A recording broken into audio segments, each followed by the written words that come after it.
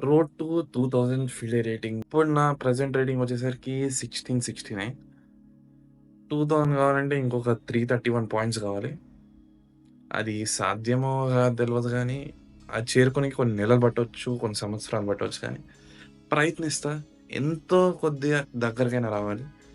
ఒక్కటే రీజన్ ఏంటంటే లైఫ్‌లో ఒక రిగ్రెట్‌లా ఉండొద్దు. 2000 ఫీడే రేటింగ్ వచ్చుంటే బాగుండేది.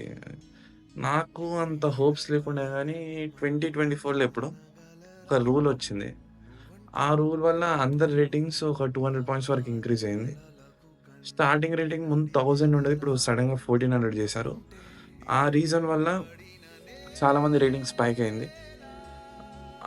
దానివల్ల ఎందుకో కొద్దిగా ఆశ ఉంది. రీసెంట్‌గా కూడా ఒక టోర్నమెంట్ ఆడా. అందులో 8 పాయింట్స్ పెరిగాయి. అందులో ఫస్ట్ హాఫ్ అంత బాగా ఆడలే గానీ సెకండ్ హాఫ్ కొద్దిగా బాగా ఆడినా. అందుకని కనీసం 8 రేటింగ్ పాయింట్స్ పెరిగినాయి. ఒక్కటే ఫ్యాక్టర్ ప్రాబ్లమ్ ఏందంటే K20లో ఉంటుంది.